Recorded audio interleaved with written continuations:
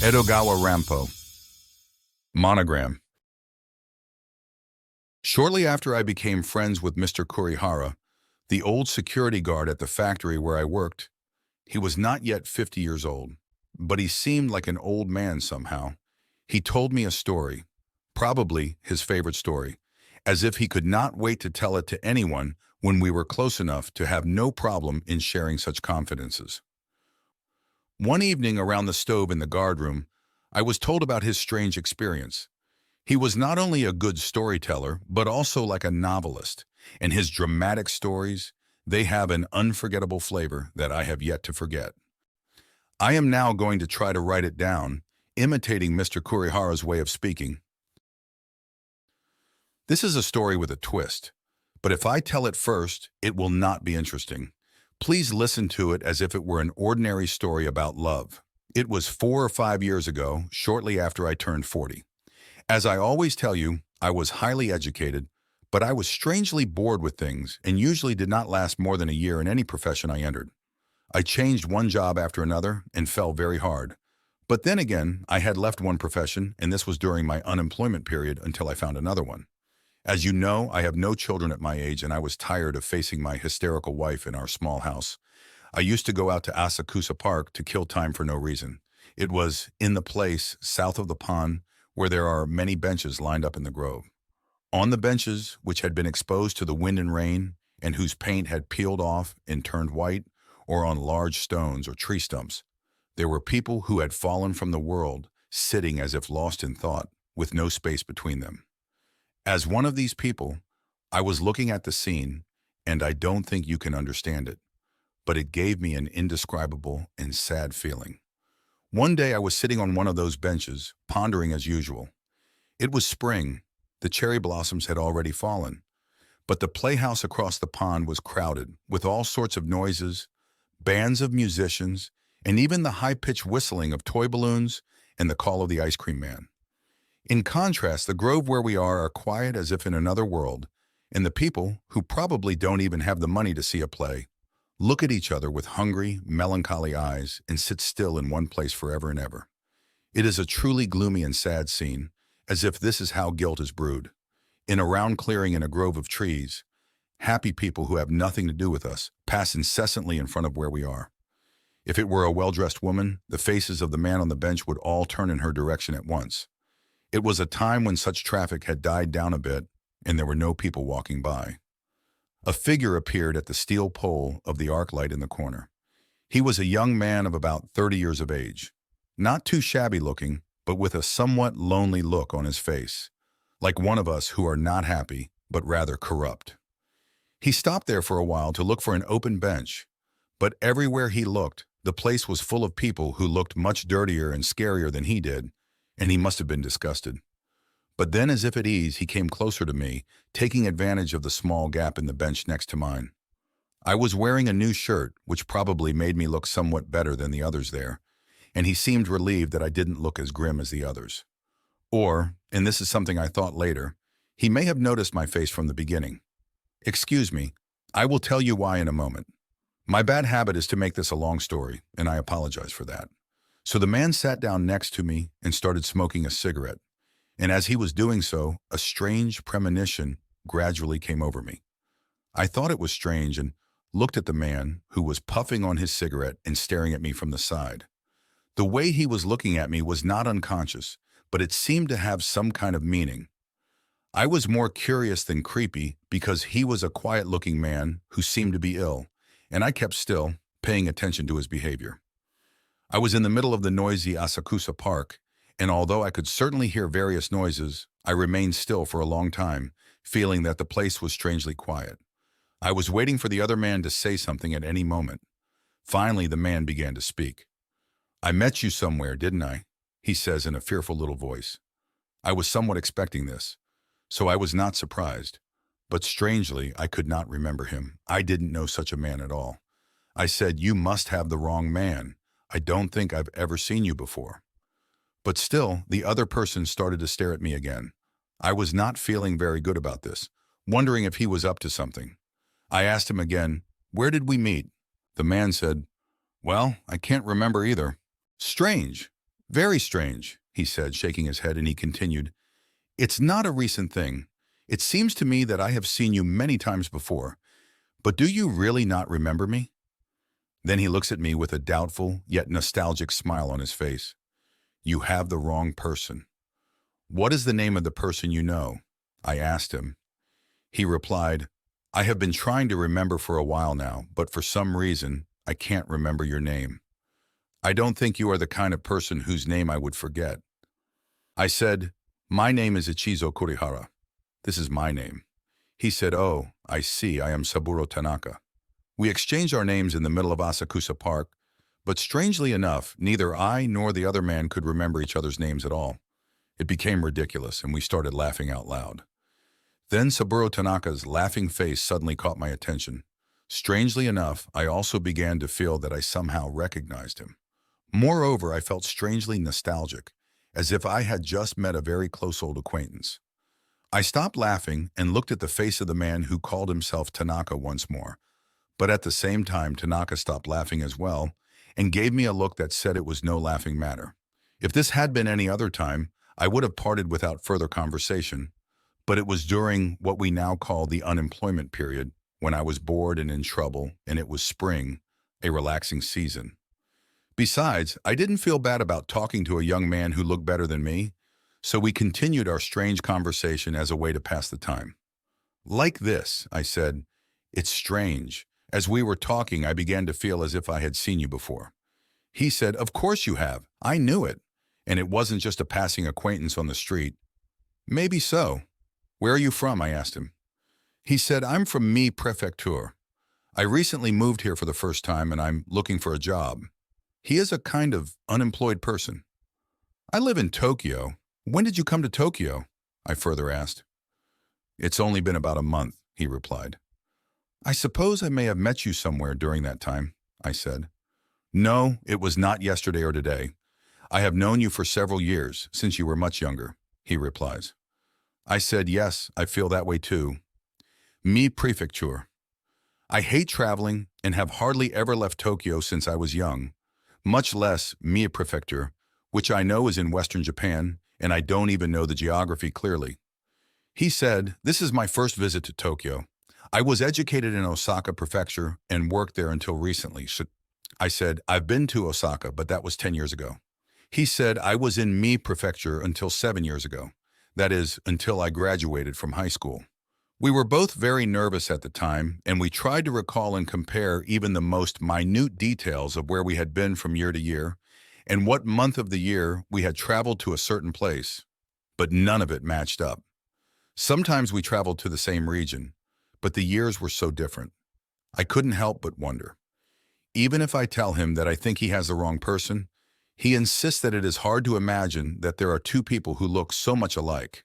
And since I think he looks familiar, I can't just rule it out as a mistake. The more we talk, the more it seems as if we have known each other for a long time. And yet, the less and less I know where we met. Have you ever had this experience? In fact, it's a strange feeling. Mysterious? Yes, it's kind of mysterious. It is not only to kill time or relieve boredom, but when a question grows and grows, it is human psychology to want to investigate it relentlessly and endlessly. But in the end, I don't know. The more I try to remember, the more my mind gets confused, and I begin to think that I know too well that the two of us have known each other for a long time. But no matter how much we talked, we could not come to a conclusion, so we had to laugh again. However, even though we could not come to a conclusion, we felt a mutual liking for each other as we talked. And putting aside the past, from that moment on, we became unforgettable acquaintances.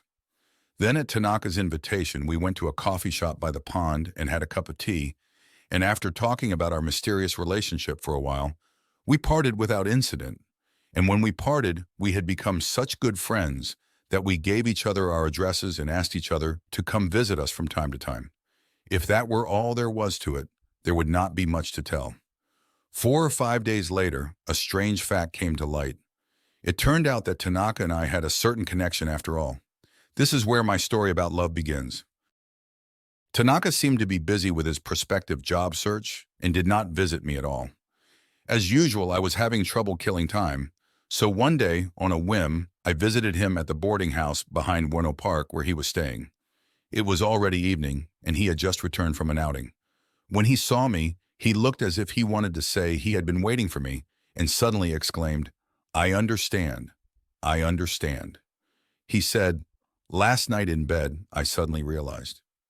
I am very sorry. I was wrong. I have never met you. However, even though we have never met, you and I are not necessarily unrelated. Do you, by any chance, know a woman named Sumiko Kitagawa?" The sudden question took me by surprise. But when I heard the name Sumiko Kitagawa, it was as if a glorious wind from a long, long time ago was blowing pleasantly, and I felt that the mysterious mystery from a few days before had been solved a little. I said, "I knew it, but it was a long time ago, maybe 14 or 15 years ago, when I was a student. I was quite a socialite when I was in school, and I had a number of female friends, but Sumiko Kitagawa was one of them, and she is the one who stands out in my memory. She went to XXX school for girls. She was a beautiful woman, the most popular person in our card game club, more like a queen, beautiful, somewhat prickly and difficult to approach. And I am ashamed to say, a one-sided love for Sumiko. However, I married Sono, a second-rate beautiful woman who graduated from the same girls' school as she did. I had compromised with a reasonable woman. In other words, the woman, Sumiko Kitagawa, was my old unrequited love and classmate to my wife. But I could not understand how Tanaka, a Mia Prefecture resident, knew Sumiko and why she had recognized my face. So I began to ask him about it little by little, and I found out something quite surprising. Tanaka had suddenly remembered something on his bed the night before about why he had recognized me. He had a job interview that day, so he couldn't come to me. After saying these words, Tanaka took out an item from his desk drawer and said to me, "Don't you know this?" I looked at it. And saw that it was a dainty pocket mirror. It was a rather out-of-fashion item, but it was quite splendid, and it seemed to have belonged to a young woman. When I answered that I did not know anything about it, he said, "But you know this one thing, don't you?" Tanaka looked at me meaningfully, opened the pocket mirror, deftly pulled out a mirror inserted in the cloth, took out a picture hidden behind it, and held it in front of me. To my surprise, it was a picture of myself as a young man. He said, "This pocket mirror was a memento of my dead older sister. My dead older sister is Sumiko Kitagawa, you see. It is natural for you to be surprised, but this is actually how it happened." According to Tanaka's explanation, his sister Sumiko had been adopted by the Kitagawa family in Tokyo from a young age for certain reasons. She also attended XXX girls' school from there, but when she was about to graduate from the girls' school or not, a great misfortune happened to the Kitagawa family, and she had no choice but to be taken in by her parents in her hometown, that is, by Tanaka's family. Sometime later, while she was still single, she became ill and died. Neither my wife nor I had the slightest idea of this fact. It was a very unexpected story. Among Sumiko's belongings, there was a small wooden box filled with feminine and small articles. It was more than a year after his sister's death that he noticed this picture. He said, "It was not easy to recognize it because it was hidden behind a pocket mirror like this. At that time, in my spare time, I was examining the items in the wooden box, and while I was touching this pocket mirror, I discovered its secret. I have been pulling out this picture of you and thinking about my dead sister every time I see it since then. So I am sure that you are a deep acquaintance that I will never forget. When I met you the other day, I forgot about it and made the mistake of thinking that I recognized you in person, not in a photograph. And you again," Tanaka smirked. "I am her brother, and I look like my sister, so you must have misunderstood that you had seen me before," he said. After hearing that, I was convinced that what Tanaka said was correct. However, what was not clear to me was that I had given my photographs to various people, so it was not surprising that Sumiko had one of them. But I could not help but wonder why she had kept it behind her pocket mirror. I felt as if our positions were reversed. Because I have a crush on her, I have a reason to do such an act. But there is no way Sumiko would cherish my picture. Tanaka, however, is dogmatic that there was some kind of special relationship between Sumiko and I. Of course, that is not unreasonable. He presses me to confide in him about our relationship. And then he said, My sister's death was caused mainly by a physical illness, but as her younger brother, I think there must have been some other cause.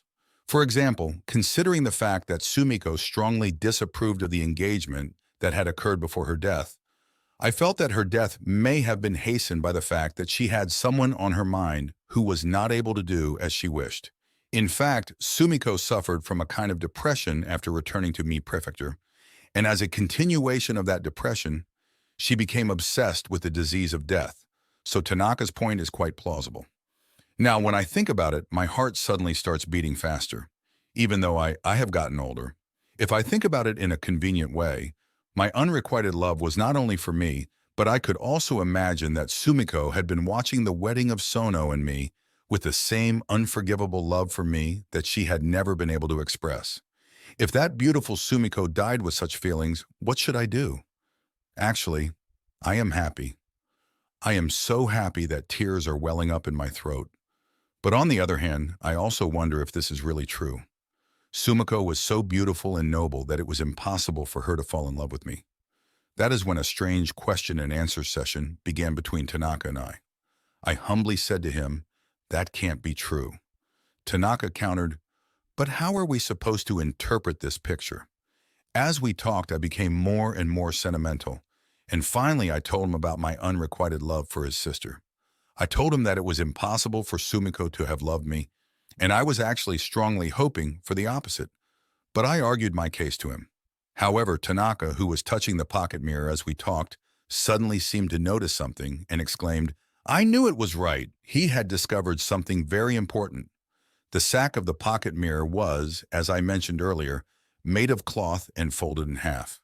Between the patterns on the surface, Sumiko had embroidered a combination of English letters with inconspicuous colored threads, and it was made in the shape of the letter I wrapped with the letter S. "I have never been able to figure out what this combination of letters means," said Tanaka. "The S might be the first letter of Sumiko, but the I doesn't apply to either Tanaka's family or Kitagawa's adoptive family. However, I just realized that you are Ichizo Kurihara, and I the first letter of Ichizo." "The photo and the combination of letters completely confirmed what my sister had thought," he said. Seeing the layers of evidence, I was happy and sad at the same time. And strangely, the back of my eyes began to burn. I recall Sumiko Kitagawa's various gestures more than 10 years ago, and now every single one of them makes sense to me. I wonder if she was trying to convey her feelings to me when she said those things to me. I wondered if she had acted that way because of her love for me, and I lost myself in one sweet memory after another. We spent almost the entire day, Tanaka reminiscing about his sister and I talking about the old days when we were students. When we parted, I asked Tanaka to give me the pocket mirror and Sumiko's picture, and I hugged them carefully in my arms before returning home. When I think about it, it was a very strange coincidence.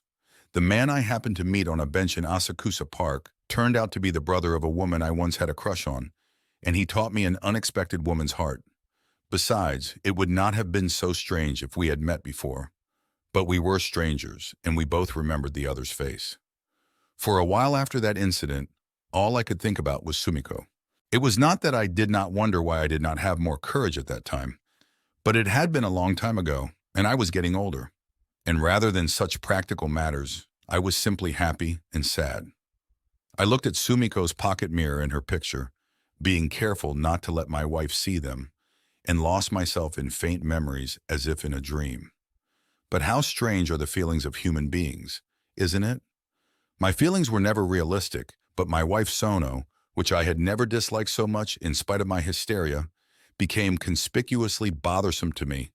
And the country town in Mie Prefecture where Sumiko was sleeping, which I had never been to, seemed strangely familiar to me. I even wished to visit Sumiko's grave in a humble journey like a pilgrimage. It sounds so bad now, but at that time, with a pure heart like a child, I really cared about Sumiko to that extent. I would like to put flowers and burn incense in front of the stone monument inscribed with her gentle commandment name, which Tanaka told me about, and say a few words to her there. Such sentimental fantasies were what I was drawing. Of course, this was only a fantasy. Even if I had tried to do it, I couldn't even afford to make the money for the trip in the state of my life at the time. But there is actually a sequel to this story. I don't want to tell you the rest of the story because it would be very disillusioning and ridiculous, but facts are facts, so there is nothing I can do about it. It might be a good punishment for my vanity. It was one day when I was reminiscing about the vision of Sumiko who had passed away. Due to a small mistake on my part, the pocket mirror and the example in Sumiko's photo were found by my hysterical wife.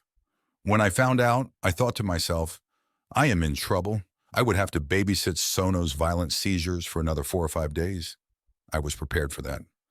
Surprisingly, however, my wife, who was sitting in front of my torn desk, did not seem to be in any state of hysteria in front of these two items.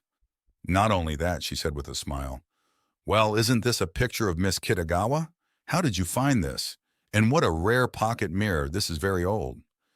Did you find it in my luggage case? I thought I had lost it a long time ago," my wife said. When I heard that, I thought, that's strange. But I was still standing there in a daze, not really knowing what was going on. My wife looked nostalgic as she touched the pocket mirror. She said, "I embroidered this combination of letters when I was a girl in school. My wife, who was 30 years old, became strangely sexy. She said, 'It is S of Sono.' Before I got engaged to you, I sewed these on to keep our hearts from changing. But I wonder what happened to it. When we went to Nikko on a school excursion, I thought it was stolen on the way. You know what I mean. In other words, the pocket mirror did not belong to Sumiko, as I had naively believed, but to my hysterical wife, Sono. Both Sono and Sumiko have the same initial S, and I had made a terrible mistake. But I still don't understand how those belongings came to be at Sumiko's place. So I asked my wife about it, and this is what I found out. According to my wife, during the school excursion, she had carried the pocket mirror in her handbag along with her wallet and other things, but someone stole it at an inn. I had no choice but to tell her about my conversation with Sumiko's younger brother.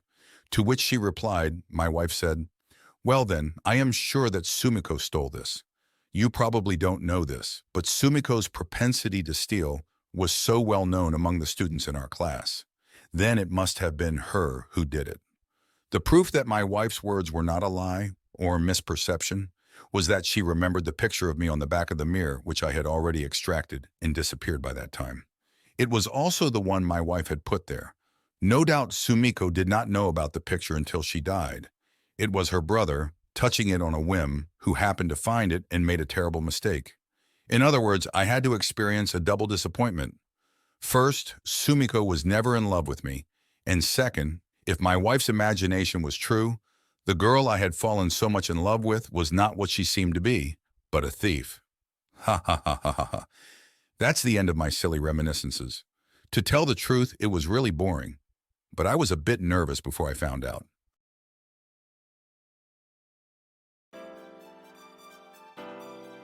This concludes the story of Monogram. Mr. Kurihara in this story is highly educated and seems to have changed jobs many times. The author, Rampo, is very similar to Mr. Kurihara in regard to those two things. In the humanities, Rampo graduated from the School of Political Science and Economics at Waseda University, the most difficult school to enter in Japan. Rampo studied there, but rarely attended classes with no attendance check, and spent most of his time working part-time. However, when he graduated, his grades were second from the top.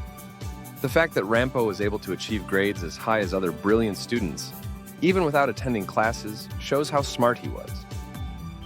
Also, after graduating from university, Rampo worked 14 different jobs before becoming a novelist, including a job as a ramen cart puller. Very unique, don't you think? I would be happy if you all could share your thoughts in the comments section.